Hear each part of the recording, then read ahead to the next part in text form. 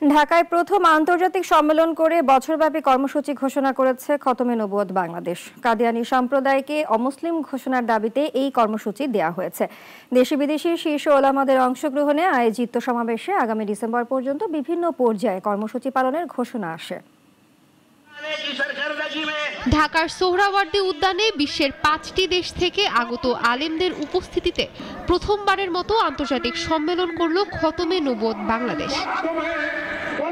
সম্মেলনের মঞ্চ থেকে আজ দুপুরে বছর জুড়ে কর্মসূচি ঘোষণা করেন আন্তর্জাতিক মজলিসে তাহাফুজে খতমে নবুয়ত বাংলাদেশের মহাসচিব মাওলানা মুহিউদ্দিন রাব্বানী। বাংলাদেশে এই প্রথম এত বড় আন্তর্জাতিক পরিসরে খতমে নবুয়ত সম্মেলন অনুষ্ঠিত হলো। এই মির্জা গোলাম শয়তান কাদিয়ানী তিনি ইংরেজদের দালাল ছিলেন এবং সে নিজেকে নবী দাবি করেছে।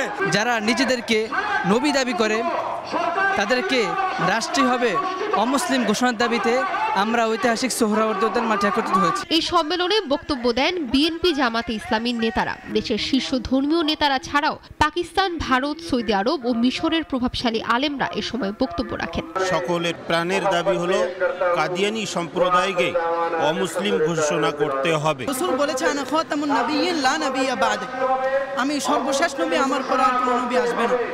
সেই দাবিকে বাস্তবায়ন করার জন্য আজকে আমরা এখানে একত্রিত হয়েছি।